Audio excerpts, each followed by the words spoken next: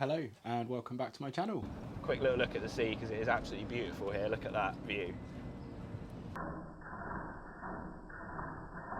This was growing right there. In this one we're going to turn a piece of Cankered Ash. This came from Carbis Bay. Actually got this back in 2018, so it's been seasoning for a good 7 years, so it should be nice and dry by now. It came from a field behind my parents' house where some houses were marked for development, and now it is all houses. Here's some footage of the tree when it was in its field. The developers had cut it down and I was able to save the main hulk of the wood before they cleared it all. Took it home, prepped it into some blanks, and have been working my way through it. So we're just coming into Carbis Bay and we're going to go and have a look. First of all, quick little look at the sea because it is absolutely beautiful here. Look at that view. Stunning St Ives and the beautiful St Ives Bay all the way across the Gadrevi over there. Look, there's the lighthouse. And we're going to do a little whip up the hill to where the field used to be, and it's now a little estate of houses, and we'll have a little look at where this bowl grew. A part of Carbis Bay that I know very well. I grew up around these streets, and most of these houses were built in the late 50s, early 60s. Lots of bungalows. This entrance ahead used to be a bungalow itself, and behind the bungalow was the big field that you see in the satellite image. And pretty much where this lamppost is where that tree used to be. It's now a turning circle. The turning circle bowl, maybe that's my the turning circle bowl. There's the caption there. This bowl will actually be the 26th bowl from this tree. It looks a bit different to normal ash. The cankered side of it is really prominent in this tree. You can see from the early pictures how infected this tree had obviously been throughout its life. It's a bacterial or fungal infection that the tree tends to grow and heal around, and that creates these big voids, and they almost look like burrs, but they're not. The grain doesn't grow in the same way.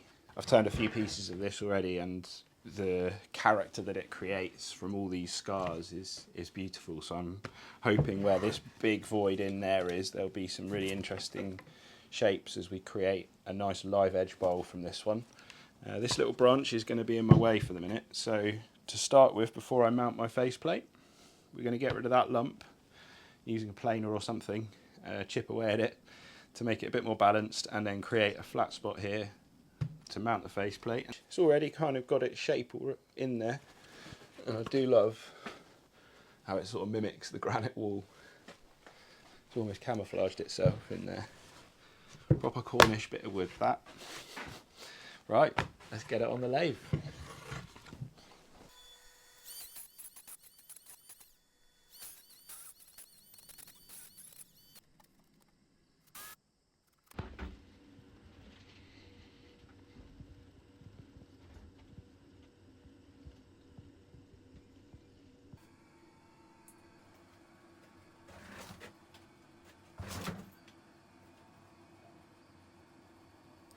Leave us a comment letting us know what you think of that intro.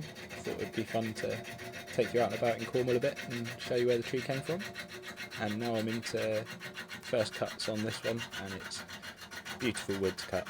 Ash just sings off the chisel, as you can hear now.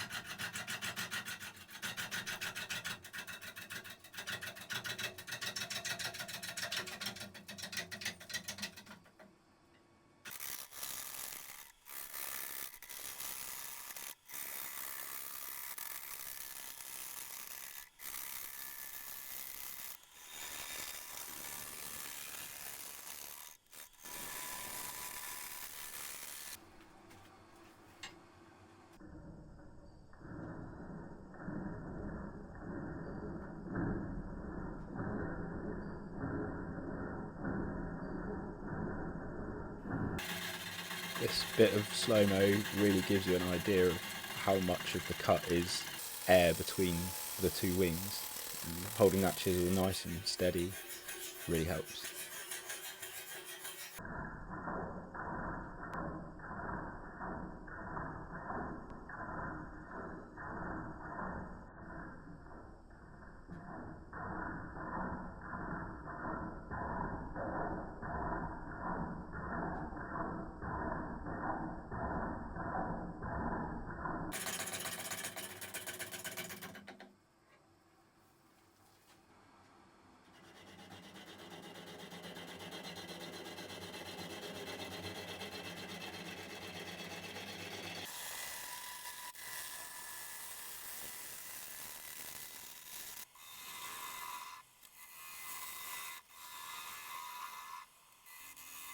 Last few cuts and you can already see that outside shape. Didn't take long to get there, mimicking that inside shape that was already kind of there in this blank.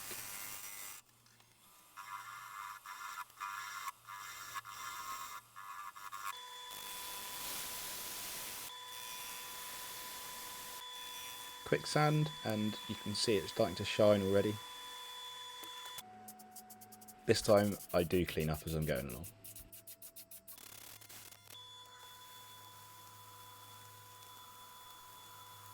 Halfway and it's looking fantastic already.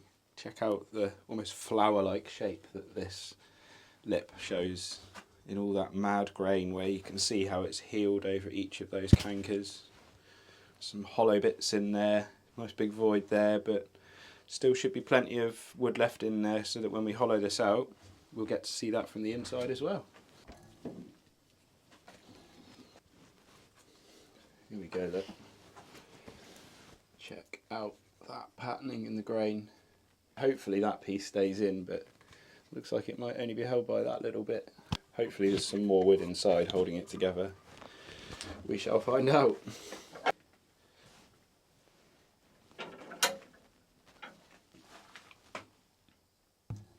This guy's a bit of a lump in the way. Don't know if he's going to stay in there, but I'm going to chip away slowly at that first. That'll be the first bit to get rid of. And hopefully he stays on.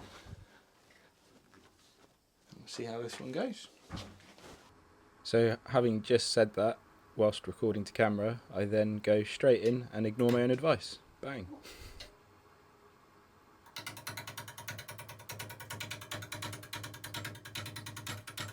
Feeling that one out a bit more carefully now, and in the moment you'll see in the slow-mo how as I start the cut I'll actually drag the chisel backwards off the bevel to feel that edge before I go in with the cut, once I know I'm right where I need to be.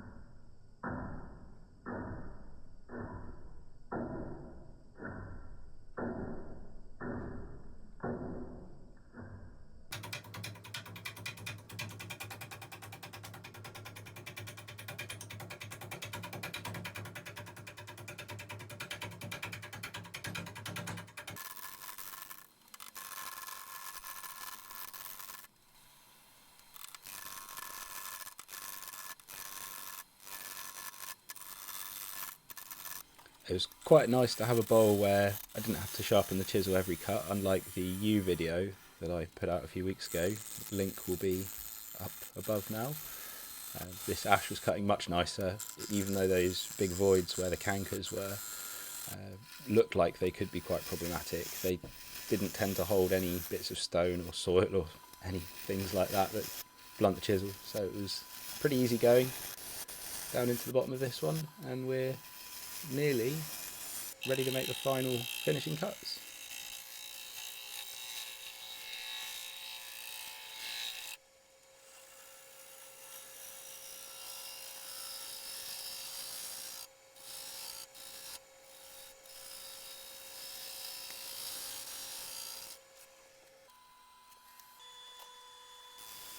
quick sand, and then we'll be ready for oil. And after that, I'll be taking the bowl back to where it originally grew as a tree. There's another little bit of my outing, getting you out and about in Cornwall. Well, there we go. It wasn't too bad. Once I got through that knot there, it was fairly easy cutting the rest of the way through, and it's really exposed all that crazy ash canker all the way through. Let's get some oil on. As always, lockskin hemp oil. This should really bring out some of that shimmer in the grain.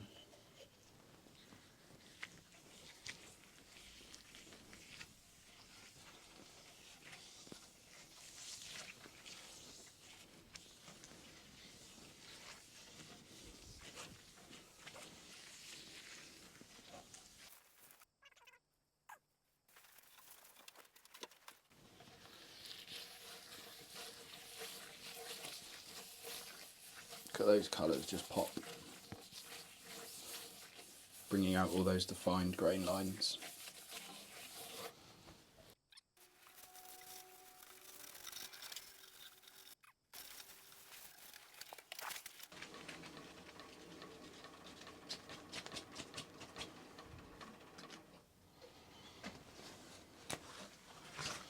There we go. Ready to come off the lathe.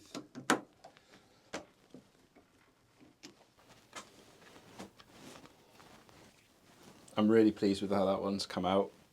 So much character and a really nice sweeping shape, and the grain inside is just beautiful. Look at that. Just hanging on. This used to be all a big long field, quite muddy. I remember there was a trench somewhere about here that you had to sort of vault over, which made bringing the wood back really good fun. Got some nice big Monterey pines still going there on the other side of the fence. So this used to be our neighbour's garden, from what I remember when I was growing up. Is that right, Mother? So I'm going to be on YouTube. If you want. Yeah, it was Anstew's Orchard, the guy that used to live at the end that's now. Well, this is his house is here. Well, it's not here anymore, is it? No. And all this was the orchard. Lots of fruit trees dotted around in the field. And then as we got further back through the field, there was a load of ash trees growing at the back. And right in the middle of all these quite tall ash trees, there was one really different one, which is the one that I turned. And that's because it had suffered all that canker through its life. Oh, there's a tree growing. And it grew, we reckon, somewhere between that driveway and this lamppost. There we go, the finished piece, back where it grew. Growing right there. About there, I reckon.